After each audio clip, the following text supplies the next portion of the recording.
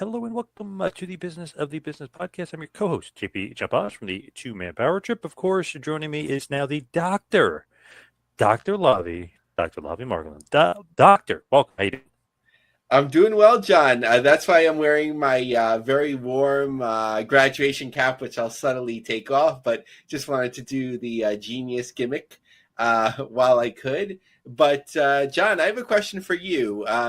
In around 1989, 90, 91, did you get Sports Channel America, and were you able to watch ICW or IWCCW? No, actually, I wasn't able to. I don't know. In a weird area in Central Jersey, sometimes you get good stuff and sometimes you do not. Okay, so that was one piece of childhood loss, but a lot of good access for you, I know, at the time too. But that's why today's topic and guest, who I'll introduce in a moment, is so meaningful to me.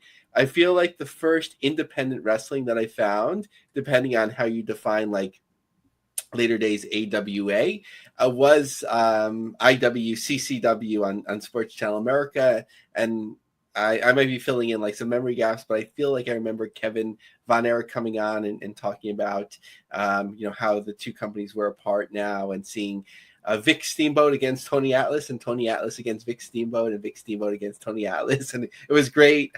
So the Savoldis were really, really smart at predicting the industry and where it was going.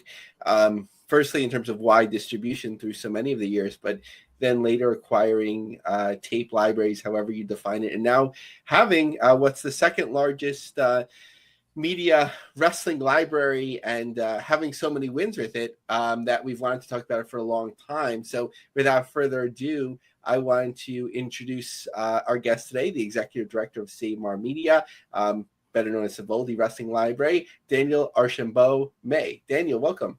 Oh, thank you for having me. Pleasure to be here. Daniel, as far as you, before we get into obviously the media side of it, but I'm just curious, where did you grow up? Because that's like, to me, a key point of wrestling fandom. It's like where you grew up. Sometimes it's like us, Northeast, we're like WWF guys, and then we get into everything else as we kind of grow up and realize there's other stuff out there. So where did you grow up, and what were you a fan of? I live in central Massachusetts. As a kid, WWF Wrestling Challenge is what we got. But we did get Joe Pedicino's wrestling block. And that really blew my mind. And ICW, IWCCW on WNDS, that was, pretty amazing for me as well, just discovering that there was other wrestling out there. And, of course, WCW on TBS, and, all the basic Northeast wrestling that you'd expect someone to see. So were you always like a big fan, or was there something that like drew you in? Like was it family members, or was it something else that drew you into the business? Oh, no, I mean, I was always a fan. I mean, my older brother, I remember watching a WrestleMania with him, and I was, had my mind blown. And it was I think that was WrestleMania 3. But yeah, ever since then, I've just been a huge fan. Who was like some of your favorites? Do you have some favorites back then? Actually, Jumpin' Joe Savoldi was my favorite wrestler as a kid. I thought he was the greatest. And I live in a very small, I don't mind doxing myself. I live in Charlton, Massachusetts, which you may know us by our Mass Pike rest stop and nothing else. So yeah, not a lot of wrestling in this town, but right. ICW would come through. So it was like Ultimate Warrior isn't coming to my town, but Jumpin' Joe is. That's a champion, like it just appealed to me as a kid. Yeah, so that was one of my favorites. Did you go to a lot of shows? Did you go to a lot of shows? Oh yeah, I mean within reason, as much as my parents would take me. I didn't go every week or anything, but the Worcester Auditorium would WWF would come to town, later the Centrum and stuff like that. So I mean, I caught what I could. That's all like always funny to me. It's Worcester, right? Not Worcester. I don't know. I'm from New Jersey, so I always screw it. It's Worcester, right? Worcester, yes, sir. I don't know why I always screw that up. I can never get it correct. It's no, I mean anyone outside of Mass pronounces it wrong. It's just to be expected. Yeah, I know my dad, because he used to go up there for work and stuff sometimes, so I would be like pronouncing it wrong. He's like, no, it's this way. I'm like, oh, I just could never. I don't know why. Could never click. I was like, I guess because I'm not from there. I just can't get it. And you say it so quick too. It's like you're nailing it. So Wister is the it's okay. Wister. So Worcester, yeah, Worcester. Okay, yeah, nice. So you like the Savoldi's. When did you basically begin working with them? Because obviously you were a fan of jumping. Oh yeah. So probably about 5-6 years ago now, I'd actually approached Mario. I said I wanted to do a documentary on ICW, IWCCW. And it's something I'd still love to do if I had anything resembling free time. So yeah, I'd reached out to him, and he had just started streaming stuff with Mike Shields from AWA and Jerry Jarrett's territory. Brilliant producer. So they just started that, and as it came up, I don't remember the exact details, but their graphics design guy bailed, and Mario was like, "Hey, can you do this?" And I was trying to get in favor because I was going to bug the hell out of him to do the documentary. Like, I need tape. I need you. So yeah, just trying to get in favor with him. I was doing that. And then I started working under Mike, just trying to pick his brain. Because again, he's, he invented the vignette. He was a big deal in wrestling production. So that appealed to my production nerd status, yeah. And then Mike passed away really suddenly. But we still had contracts and things we needed to take care of. So it was like, all right, I guess it's my show now. So yeah, that's why I'm here. So what are your favorite libraries and stuff that you guys have on there as far as the family library, if you will? Oh yeah. I mean the ICW stuff, of course. My favorite, the most entertaining thing we have, like minute by minute, Bob Luce's Monsters of the Mat is ridiculous. Public access nonsense with guys wearing, spirit Halloween costumes, just watching old wrestling matches. I mean, it's so entertaining. That would be up there. We get a lot of good stuff, and plus I'm a kind of a kitschy guy. Herb Abrams UWF, that's a fun one. Anything weird I tend to gravitate to, but we also got some classic stuff too that more purists might enjoy. I love looking at it because just the value of what you're naming there, but ICW, IWCCW, Global Wrestling Federation, AWF, yep. IWA Puerto Rico, World Class, USWA, some NWA. So basically a lot of classic territories there. I mean, that's some pretty awesome stuff. Yeah, so my goal was to get everything left that Vince didn't grab under one roof. Right. So I've been bugging everyone that had a claim to a classic library. I've had a couple holdouts. Ron Fuller, if you want to call me, please. But yeah, other than that, I mean, like I said, I've been trying to get anything cool. We got Dennis Coraluzzo's tapes. We just got the Central States from Harley Race's son Justin. Anything I can get, I'm happy to get. Man, that's great. Does the Vince stuff? Not Vince himself, but WWF stuff, WWE. Does that bother you that they just try to take everything from their own? Maybe a little bit of selfishness on their part that they're trying to take every library ever, pretty much. No, I don't think so. I mean, we have a pretty good relationship with them, and there's a lot of overlap, or not. I shouldn't say a lot, but a fair amount of overlap between our two libraries. And we're really good about not stepping on each other's toes. We have all world class after November 88, but a fair amount from before then. But they do a way better job with it than I ever could. They got $1 billion equipment to make it look HD, and I'm downstairs with a 40-year-old U-Matic. So I'm not going to compete with that. I don't need to. They're doing better than I can. But yeah, for the most part, when they get stuff, they put it out there, which I'm happy to see. I can go watch Mid-South if I want to, rather than it just, disappearing. So I can't complain. I'll get back into it too, but how do you view it? How do you see it? How do you get Ultimate Classic Wrestling? If I wanted to watch it right now, how do I get it? Yeah, for sure. ClassicWrestling.net on any web browser. We're also on Roku, Amazon Fire TV. So if you have a Fire Stick, Apple TV, iOS, Android, Google TV. Yeah, I think that's it. But yeah, ClassicWrestling.net if you can't remember anything else. So I'm going to hand it over to Lavie, because I know Lavie's got a ton more questions for you, and some interesting questions too, Lavie. I'm seeing. Oh, I'll do my best. Oh yes, I've been waiting for this. So excited.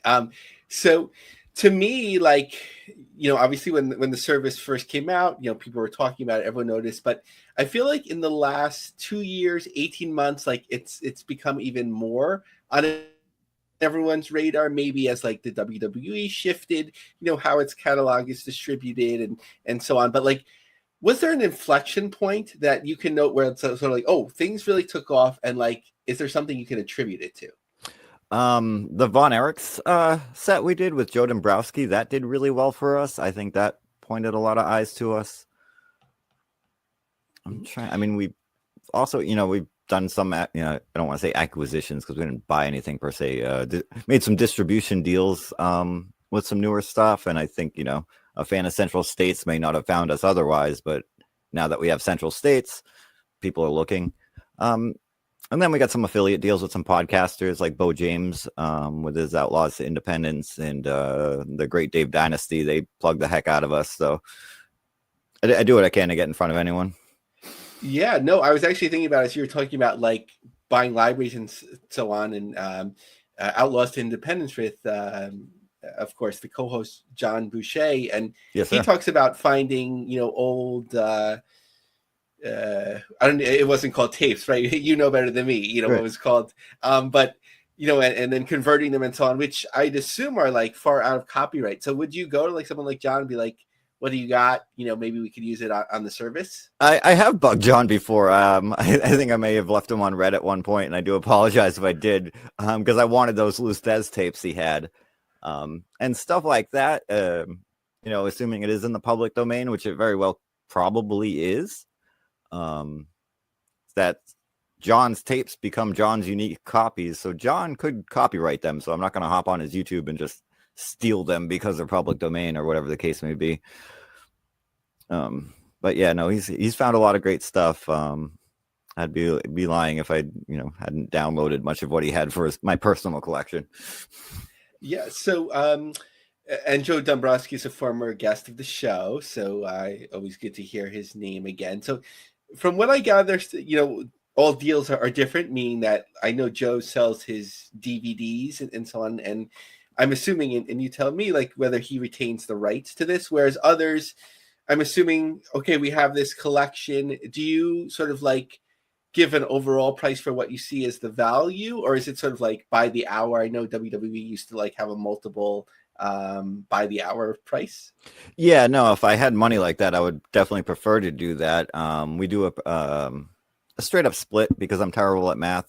So if your show makes $50 a quarter, you get 25, I get 25. And I handle all the editing when someone can't, which is usually the case when you're dealing with 60, 70-year-old men. So yeah, I try to be fair with everyone. Yeah, so talking about like rights ownership, and I don't often curse on the show, so just a warning for everyone. But I probably would guess that you were a fan of the 605 podcast. Oh yeah. So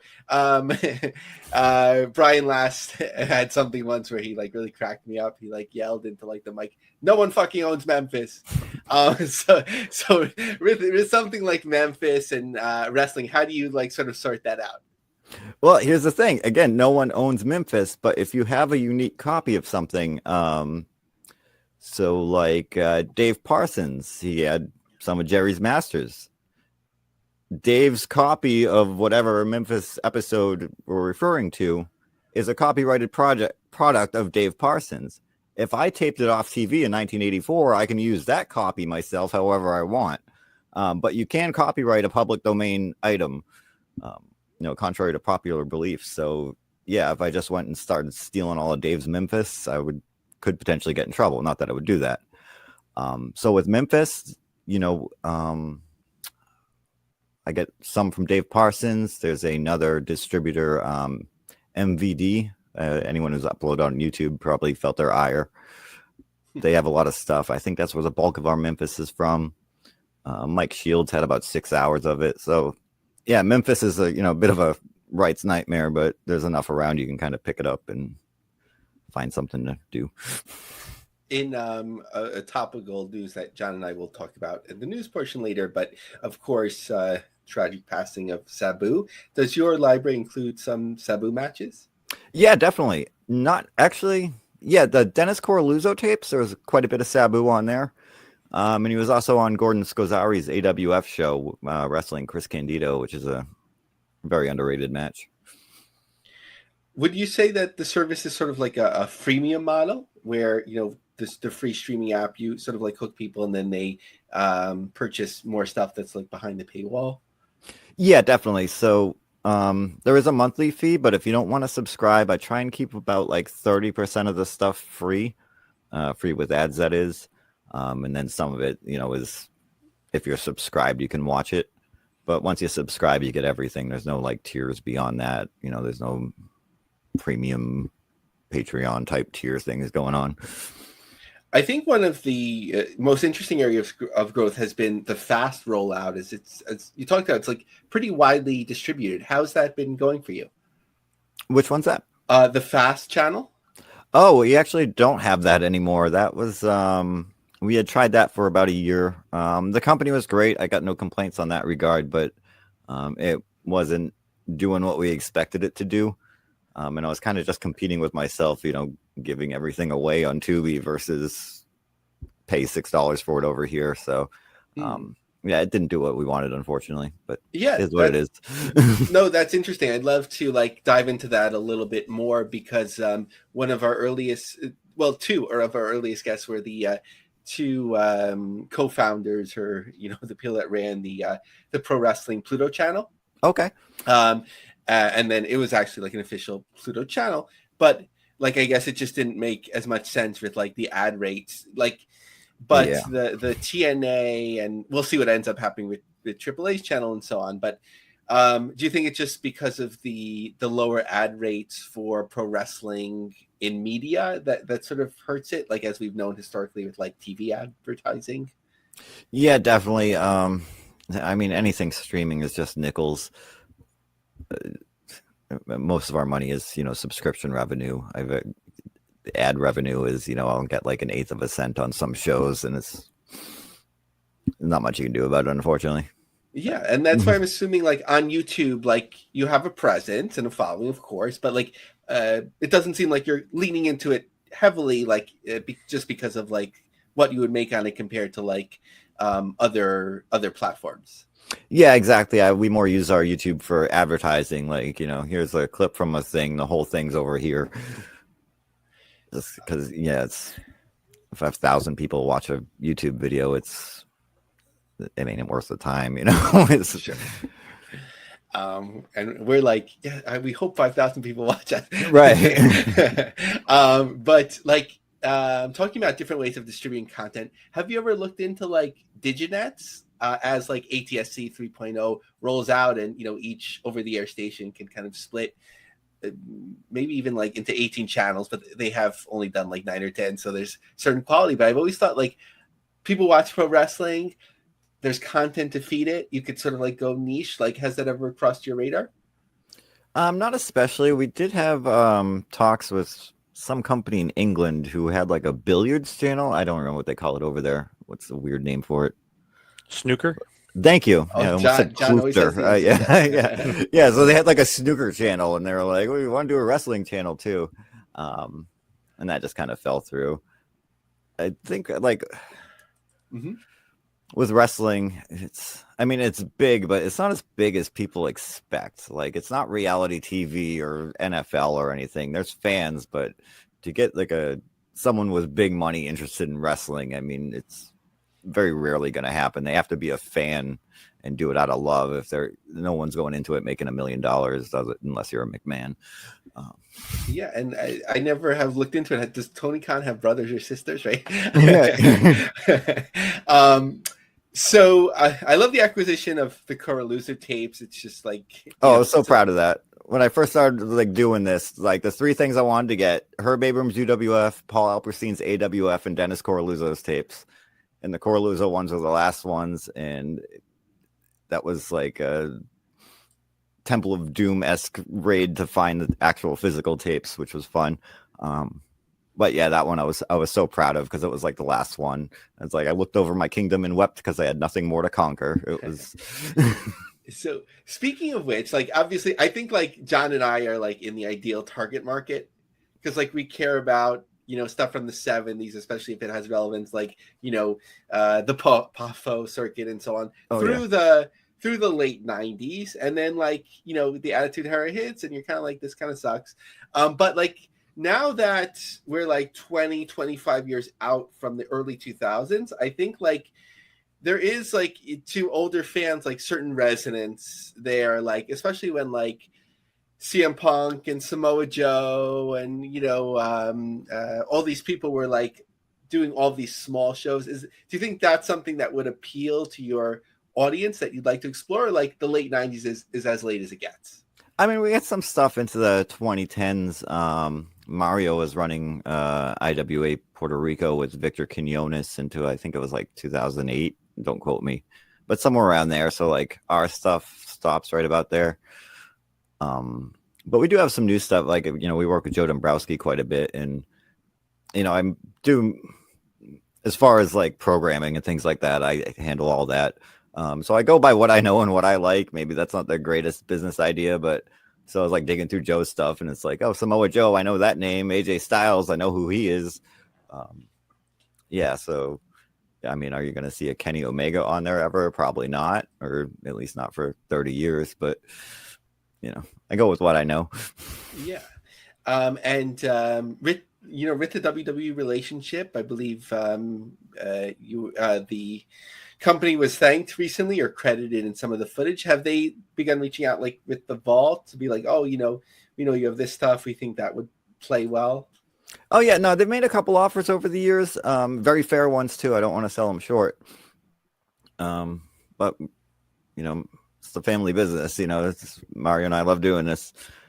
But yeah, they're whenever they need something. Ben Brown up there, they're me, or I'm Mario's him. I guess I should. They're archive dork. He knows what we have, so if they need something, they'll always email, and they won't take it for free as much as we try. But they're good people. I got no complaints about Connecticut. So in terms of talking about working with affiliates, charting the territories, and some things like that, maybe John and I want to talk about it with you off air. But we'd love to hear, like, for other podcasters and people in the business, like, how would that generally work, and how can people who would form such a relationship with you reach out? Yeah, so the company we work under, Play Now Media, they're the ones that own the infrastructure for our channel. Also great folks, obviously. And I'd have to go through them. They're the ones that do all the techie stuff. But basically, you'd get a code, BOTB at checkout, and you get X dollars off or X percent, and then a percentage of whatever they purchase with it, whether it be a month or a year or whatever, gets kicked back to you. So I mean, again, I'm terrible at math, so I try and keep something simple. It's probably going to end in a zero, whatever that percentage is. So last question from me before I turn over to John. What's your comfort match in the archive where you just want to relax? Like, what's your go-to? Oh, guilty pleasure. Anything with Skylo Low is a blast. Nice. John? Love that. Now, as far as ClassicWrestling.net, where could everybody go see it, and what could they expect to go and see when they go to the Ultimate Classic Wrestling? So again, ClassicWrestling.net on any web browser, or on Roku, Fire TV, Apple TV, iOS or Android, or Google TV, anything with a Play Store we try to be on. Just type in Ultimate Classic Wrestling there. It might take a bit to find us, but yeah, like I said, we keep new stuff. I try and keep 3 to 5 shows added weekly, maybe more if I have it, but I'm contractually obligated to update it every week, so I do so. Nice. Got to mention, of course, Ultimate Classic Wrestling, a specialty streaming service offering classic professional wrestling from the world-famous Savoldi family, a wrestling library. Viewers have access to a massive assortment of classic wrestling television, live events, and specials ranging from the 50s through today. The expansive streaming library is curated by the Savoldi family and Savmar Media, brings you the biggest bouts and lost gems from ICW, IWCCW, Global Wrestling Federation, the AWF, IWA Puerto Rico, World Class, USWA, all eras of the NWA, classic territories, lost indies, and more. The Savoldi Family Library is the largest independently owned wrestling library in the world. So where can everybody find and follow you if they want to follow you? So again, networks, classicwrestling.net. We're on Facebook /Savoldi Wrestling. I'm on Twitter occasionally at Savoldi Network. And also YouTube is, I also believe, Savoldi Wrestling. All right. Facebook's probably the thing that gets updated the most because I can do it from my phone with ease. Nice. Daniel, thank you so much for all the time today. Really appreciate it. Everybody should go out there and check out this library. Oh, thank you for having me. Thanks, Daniel. Been a pleasure. All right, Lavie, great stuff there from the library. Now let's get into maybe some sad news here. R.I.P. Sabu, the wrestling legend, passed away at the age of 60. Yeah, I feel like the media has covered and speculated on, his untimely passing, and his last match and so on. But the thing that I wanted to focus on the business side was the transformative nature of Sabu, especially as it relates to mainstream wrestling. And to me, mainstream wrestling at the time was the aftermags that were all over any magazine shop, gas station, newsstand, whatever it may be. And I remember being floored seeing Sabu having his own cover of Inside Wrestling, and at other points around the same time, being one of the stories featured on the cover. But it just meant to me wow, this guy has, I'm not sure the time period with WCW crossover, but basically with publishing timelines and so on.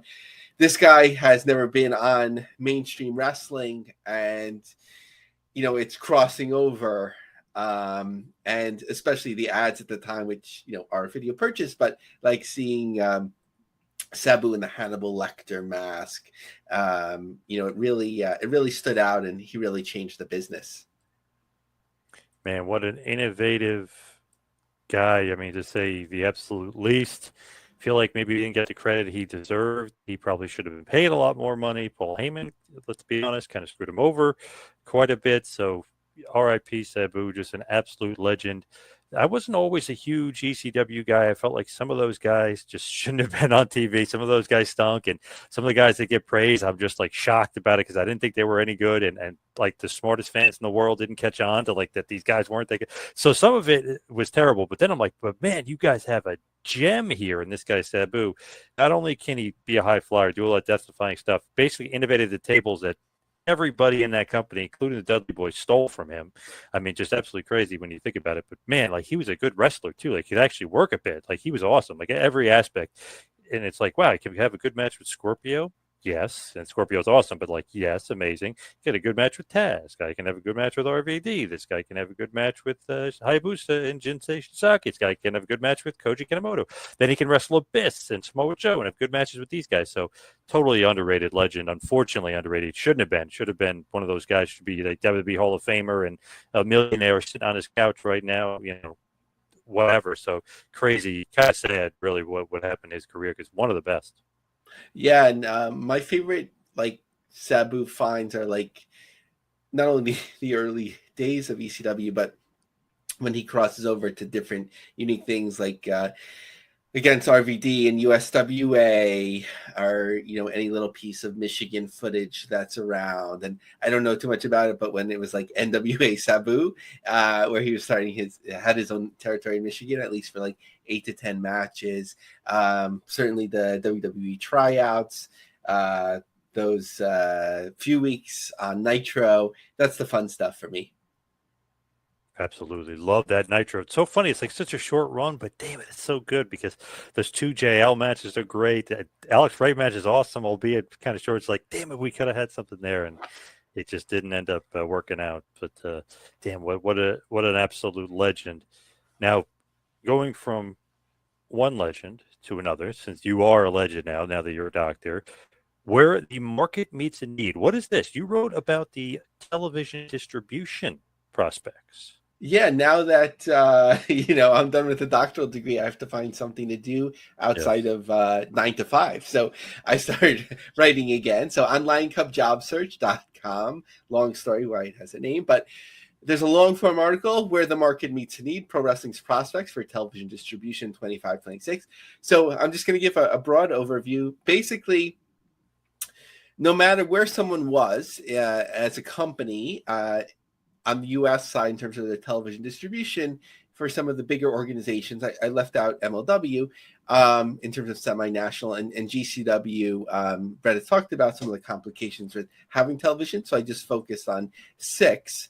And like, what could they do to put themselves in a better position, like realistically, right? Like, people are always talking about, AEW should be on Fox, and I know they talk to them, but like it doesn't seem as realistic. I addressed that in the article, but like what else could these companies do? So just to give an overall picture. So WWE, as we talked about a couple of weeks ago, I think acquiring Lucha Libre AAA kind of like gives them an additional foot in the door with, top 10 most watched networks overall, but 2 of which are Spanish language first, Univision and Telemundo. So imagine either WWE or WWE in collaboration with AAA having prime time television on this network, which draws 1 million people on average. So that's a whole nother segment of the audience that you can open up. I know that they've worked with, with these organizations at different times, but that was like, second language rights, to Raw or SmackDown or whatever, or like weekend programming, but that doesn't have as much impact. So that's what do you give the company that has it all? WWE, I would say prime time. AEW, I don't see it with Fox. To me, Ion.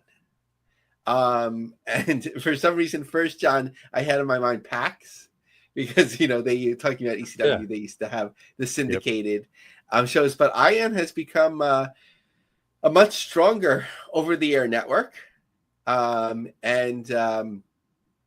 they've been playing smart money ball, not unlike CW, but in a different way. They've been going towards the women's sports, WNBA, where they got super lucky with Caitlin Clark, but that relationship has continued, and NWSL, which is women's soccer or football, which, to a lower degree. But I was just thinking, like, AEW needs over the air. Ion, doesn't want to spend a lot of money, although AEW is getting good rights fees, from what we understand, with Discovery Warner, but maybe like a women's division or women's centric show with Ion, but toned down.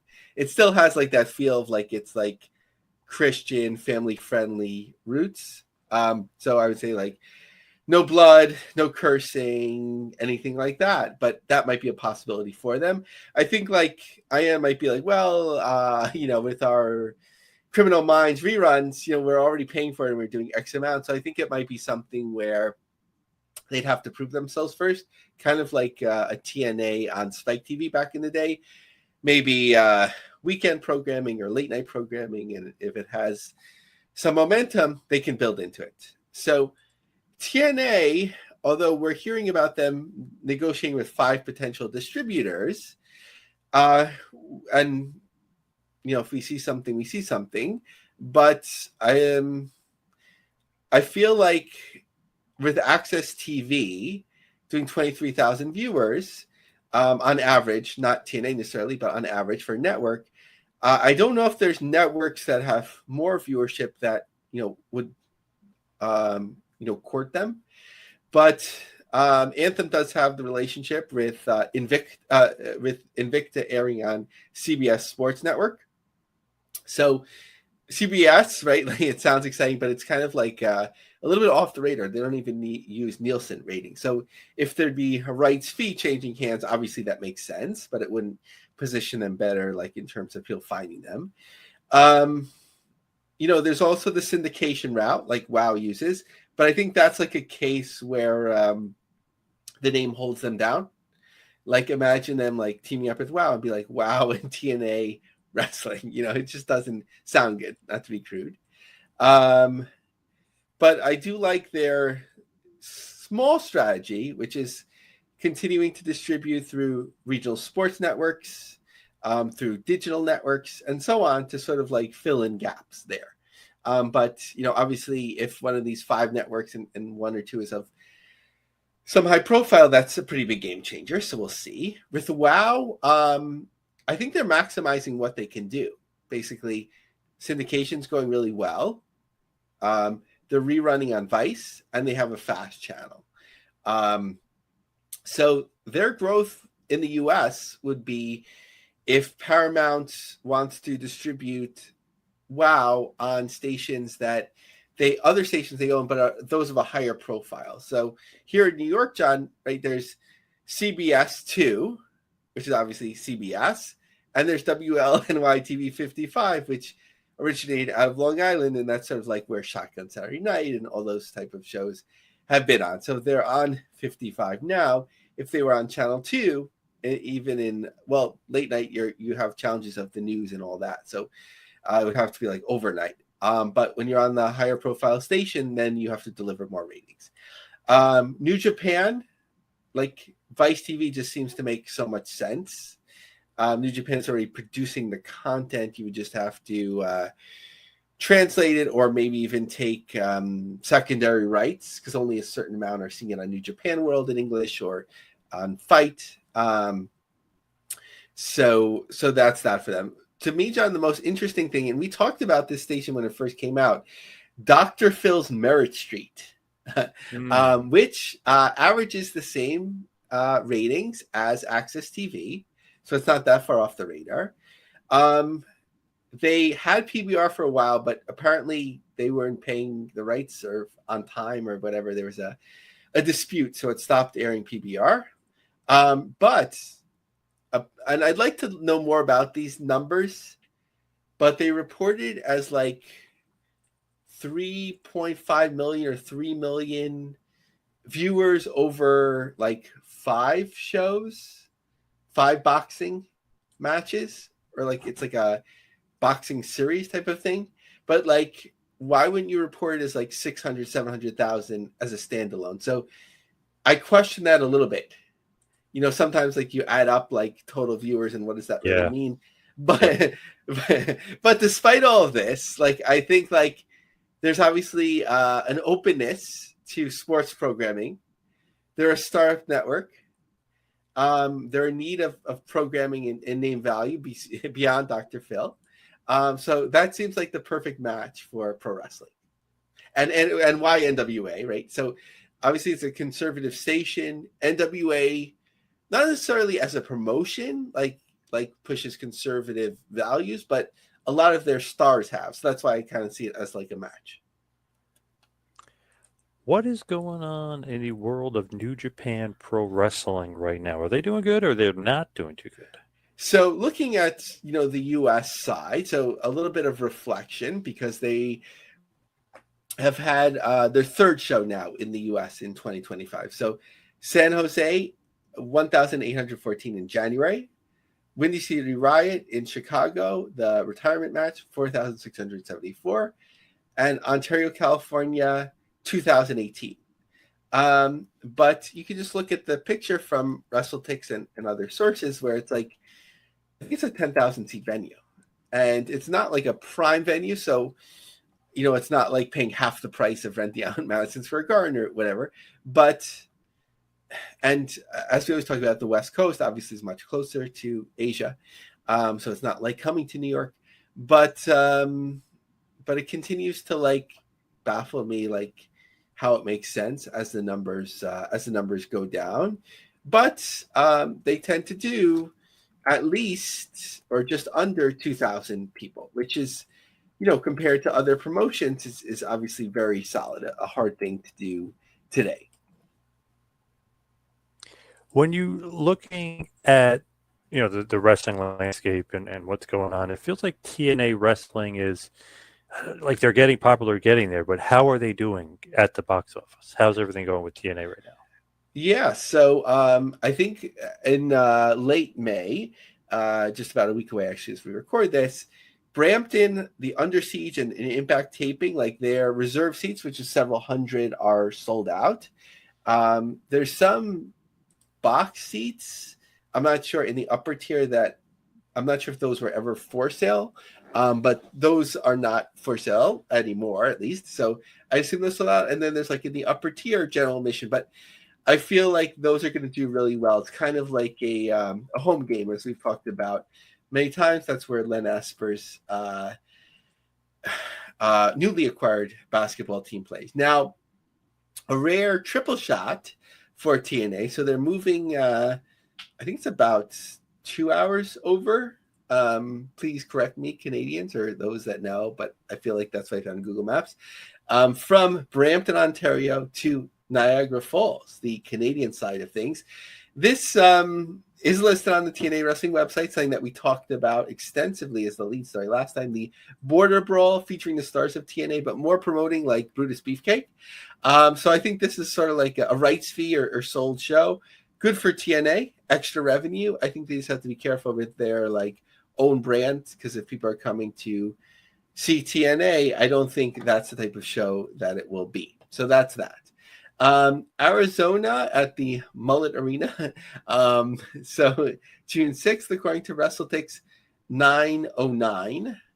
And the second day, 711. Now it's set up for smaller. I think we've talked about it before, 5,000 seat arena. So that's not great. Kind of like what you'd be expecting in the past from TNA at tapings and so on. But still a few weeks out, so we'll keep that open. Now, Moon Township, Pennsylvania, so the Pittsburgh market, that one's obviously further away even, but about the same. First day, 8:29. Second day, interestingly, is 9:23. TNA Slammiversary, so I think they did negative sales, meaning that WrestleTix had to like correct their numbers. So things are kind of like in the same place they were basically last time. 2,765 before the numbers were corrected. It was about 76 tickets moved in 7 days. So it's about that time to start focusing on putting a draw out there. I know everyone, not everyone, but people feel like, okay, WWE will send some big talents to support the show, but have they? When have they done that? Like they've sent NXT. So obviously if John Cena wants to have that match with Joe Henry, that option will be there unless there's some sort of crossover on that day, July 20th, but unlikely. Bound for Glory, like we talked about, talking about Massachusetts earlier in the show, Lowell, is rumored for October. Now, something I don't have a lot of information on, at the moment, but a platform we used to talk about a lot more, especially with TNA, was Twitch. So Twitch has a fair amount, I'm not sure how many, but multiple like official streams now where people can watch along TNA. I just think that's a good idea. And finally, with TNA, our friend of the show, recent guest, Romy Glazer, had a interesting reveal, I guess you could say, on X, talking about TNA and TNA business. With all the conversation lately about rising ticket prices in pro wrestling, one next move we had lined up when we rolled out the new TNA Plus plans, season tickets baked into your subscriptions. Here's how it would have worked. Pay $160 annually for TNA Plus. Get 2 GA tickets to every TNA event that year. Go if you can. If not, leave them at Will Call for a Friend. Build community, fill seats, convert first-timers through fan referrals. Create new VIP networks in every city. Business case, $160 fixed income per sub in 6 separate GA purchases to match at the time. Upside of merch, concessions, meet and greets. Fan referrals equal more subs, more viewers. Loud, full arena every show equals better shot at the media rights growth. We were asking, how do you sell out GA? How do we fill buildings with raucous, loyal fans? How do we keep the flywheel spinning? This was one answer. Biggest risk? Too many free GA seats going to superfans and their friends who had annual subs. And suddenly, you need bigger venues. Oops. It was a bet for sure, but the math worked. Oh, yeah. Definitely got to keep up with her and what she's got going on, because she always posts very interesting stuff. And, like, man, business-wise, so smart. She really, really knows what she's talking about there. But speaking of business, we got to talk about your favorite, GCW. What's going on with GCW? So first, a run through of shows on the books, and maybe even add a couple more. Sometimes they put in their graphics, like a talent puts in their graphics, like what shows they'll be on, and GCW hasn't even announced it yet. So I'm just like taking notes and whatever. But first, with cage match. So just to run through, and then we'll go show by show. But May 17th, Chop of Maryland. So that will likely have taken place if you're listening to the podcast version here. Rochester on the 18th. AC on June 6th. June 7th and 8th. Little Rock on June 20th. Kansas City, June 22nd. Hartford, July 5th.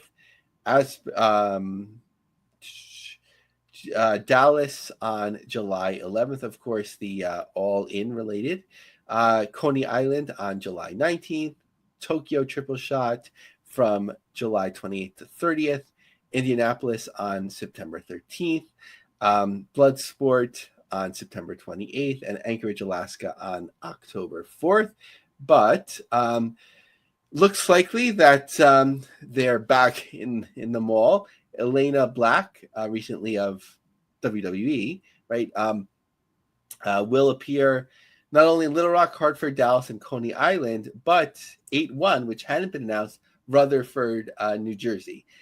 So a little bit back and forth with friends about East Rutherford and Rutherford, but I did confirm that Rutherford is sort of officially where the mall is situated, depending on where you look, I guess. So that'll be cool. A question, not to speculate too deeply because we don't even know yet, but if it is in the mall, a question will be, was it the venue that was the draw, or can you do so a second time?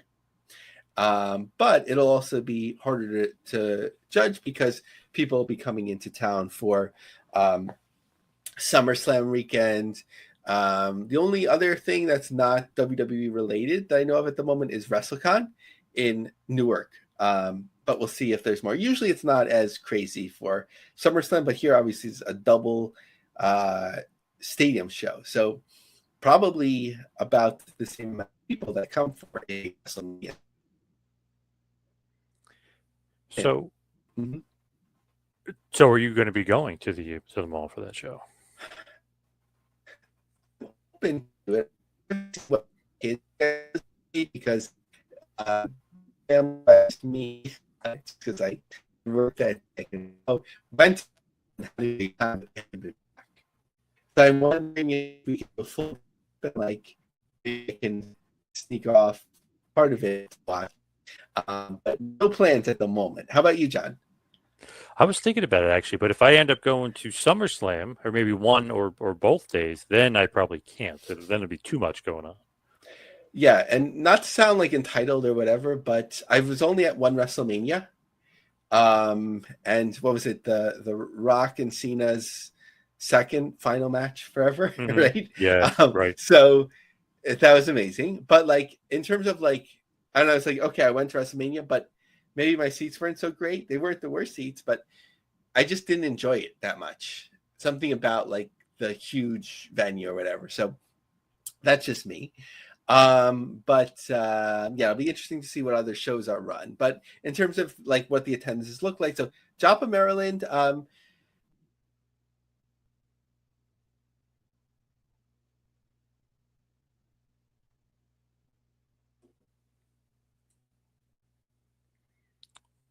we lost Lavie for a second there. A little bit of a issue with the connection. So we're just going to wait 1 second while we look for Lavie.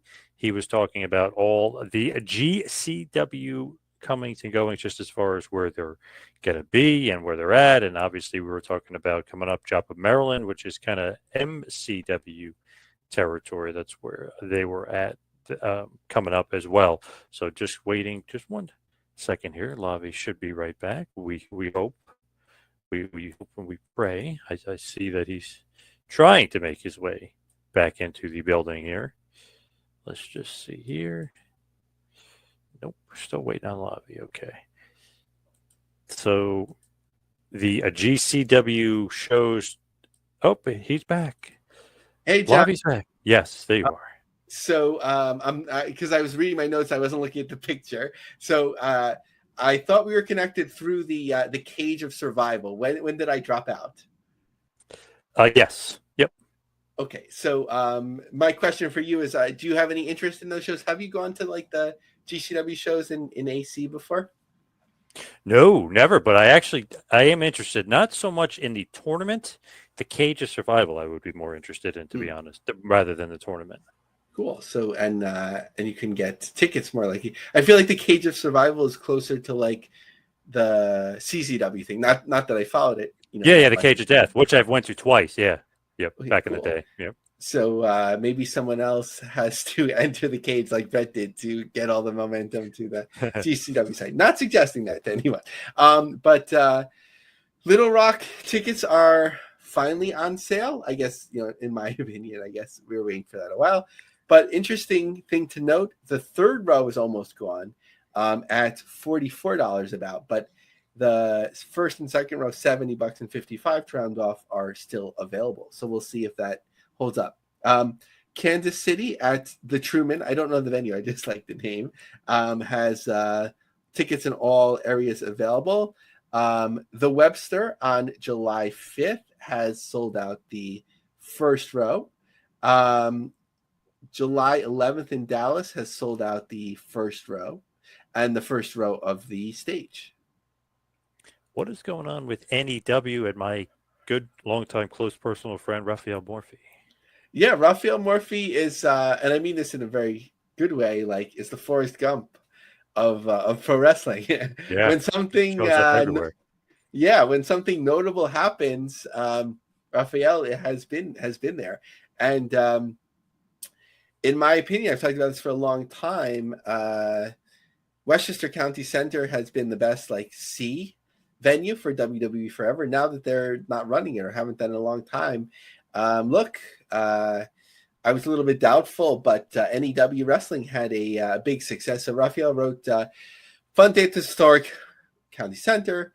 Happy to take the call from my longtime bud Giovanni Roselli." And that was really what the local promotion was built upon his last match. In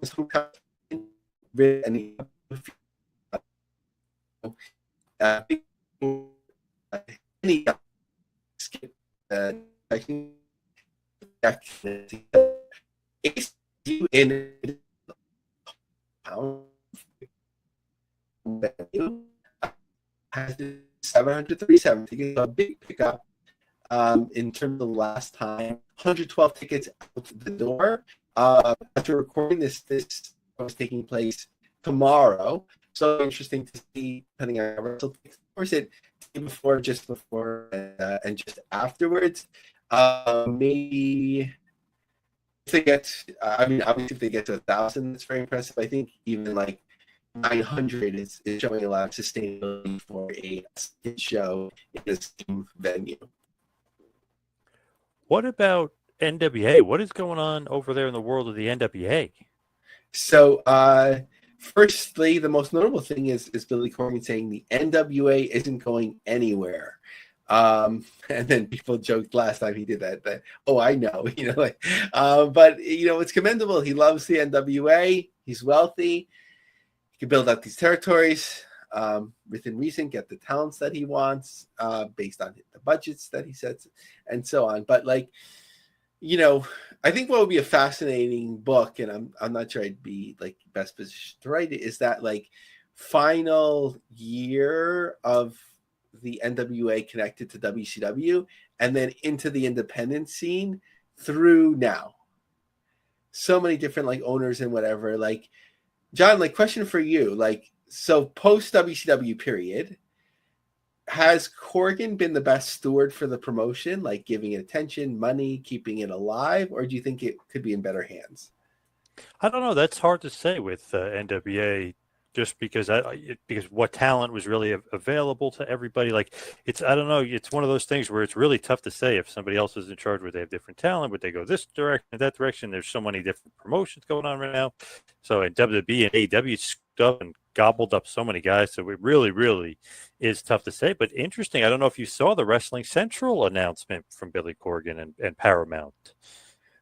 No, I grabbed. I didn't even realize what graphic I was grabbing. I see it says Wrestling Central, but I did not hear it. What happened? Yeah, it's funny. I just forwarded this to you, by the way, but I will read this. This is very interesting. On the air, I just got this email from Paramount, one of the contacts over the PR contacts, Paramount Global. So the Paramount Global Content Distribution, Paramount Network, is distributing a new all-wrestling fast channel, Wrestling Central, featuring WOW, Women of Wrestling, and National Wrestling Alliance, the NWA, which will be on the Roku channel. They are thrilled to announce this new channel coming soon to the U.S. and Canada. The new channel will feature weekly matches from WOW and the NWA, along with the extensive library, including content, classic episodes, new never-before-seen matches, specials, and documentaries, as well as old classic footage, like I mentioned. So pretty cool.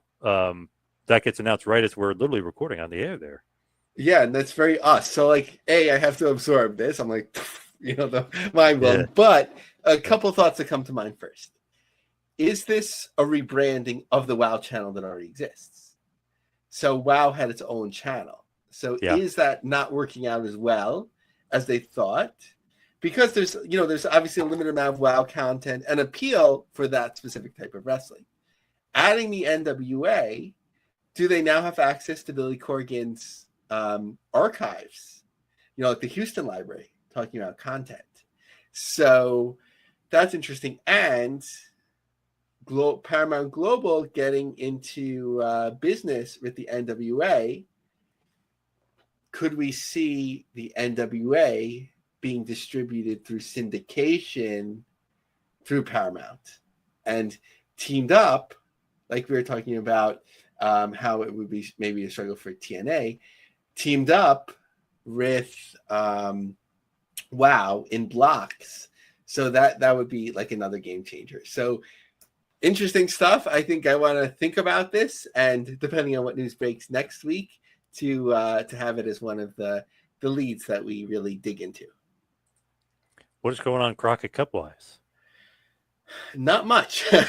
Besides Natalia, or Natalie, leading the charge, in terms of attention for the promotion. But basically, it's hard to tell, how many rows of tickets have been put on sale, but not looking like a sellout for tomorrow as we record this, but it's a smaller venue, so you never know with the way you distribute tickets and a walk-up. It very much could be, but it didn't fly off the shelves.